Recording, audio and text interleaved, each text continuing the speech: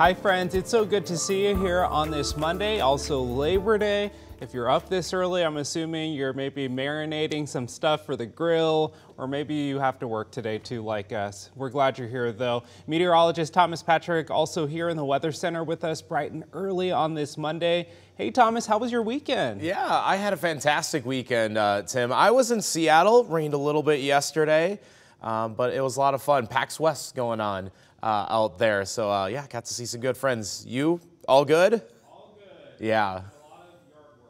A lot of yard work. A lot of yard work, he says.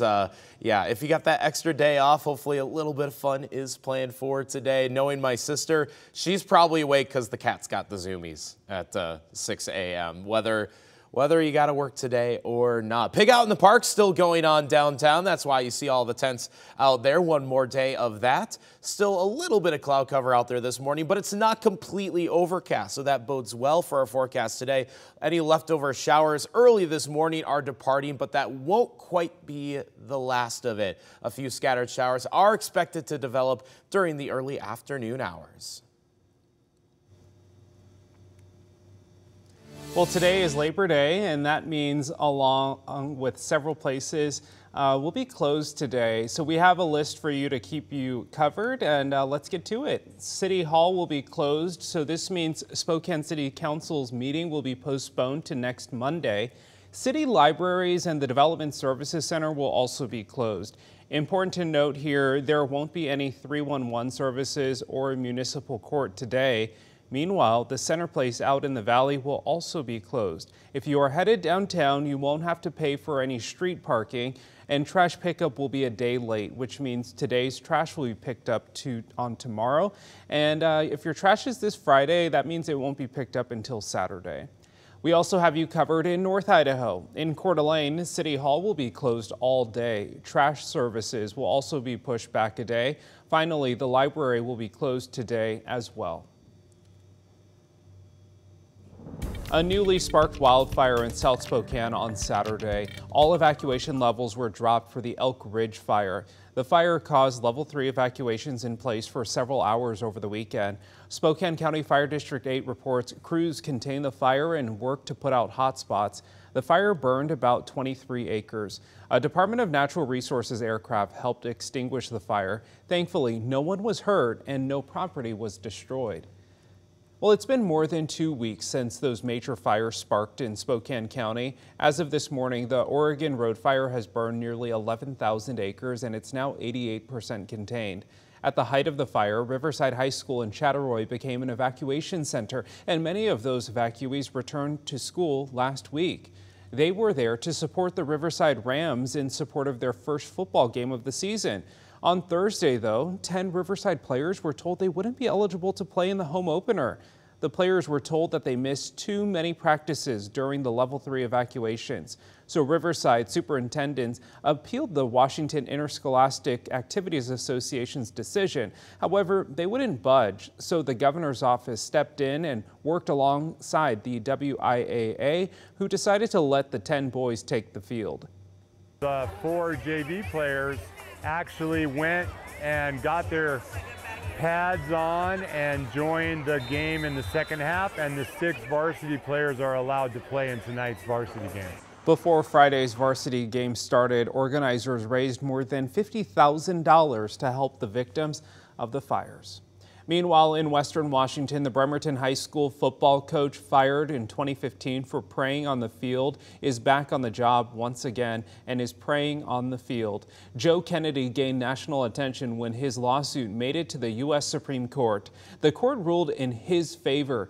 They said his prayers were protected by the First Amendment. He was reinstated this past March. We finished this race and we kept the faith the whole entire time, and it was absolutely 100% worth it. Some people protested his return. Less than a mile from the stadium, the Freedom from Religion Foundation put up this billboard wishing students a safe and secular school year. The school district said in part it's looking forward to moving past this legal distraction. Coach Kennedy says he'll be at today's practice. While you were sleeping, Spokane police arrested a suspect in a deadly stabbing in downtown Spokane over the weekend. The Spokane Police Department reports 46-year-old Stephen White faces a charge for murder. Detectives identified and recovered several pieces of evidence, including video of what looked like an unprovoked assault. SPD says White is a 24-time convicted felon with an extensive criminal history. He had an active arrest warrant from the Department of Corrections at the time of the stabbing. And the Spokane County Medical Examiner Office released the identity of the victim as 43-year-old Shane Anderson. Spokane PD says he'd been stabbed more than a dozen times. Officers found his body with traumatic injuries near Wall Street and West Railroad Avenue last weekend. And on Saturday, we learned the identity of the suspect for a shooting in Spokane Valley. Police arrested 46-year-old Jason Barton for murder. Police say the arrest came after a man reportedly walked into a Jack-in-a-Box on Argonne while bleeding. First responders tried to help the man for what appeared to be gunshot wounds. He ended up dying at the scene. The victim's name and cause of death has not been released. The Spokane Police Department is investigating after a man was shot and killed in northeast Spokane on Saturday.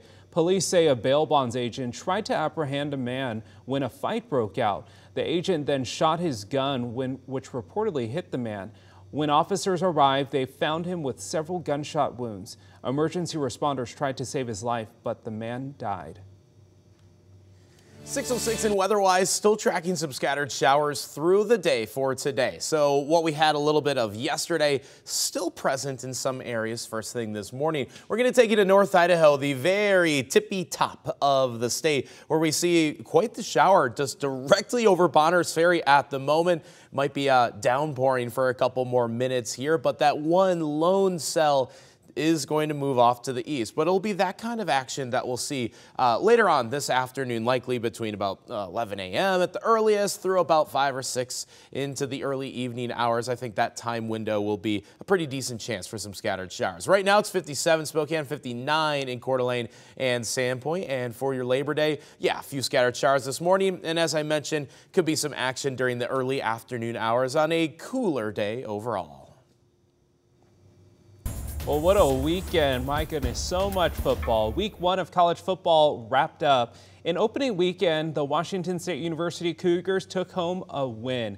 WSU toppled Colorado State in Fort Collins 50-24. Coug quarterback Cam Ward threw for 451 yards and 3 touchdowns. It was the first time a WSU quarterback has thrown for more than 400 yards since Anthony Gordon. You remember back in 2019? Well, the Cougs welcome home the Wisconsin Badgers to Pullman this Saturday, so it'll be a good one to watch this weekend.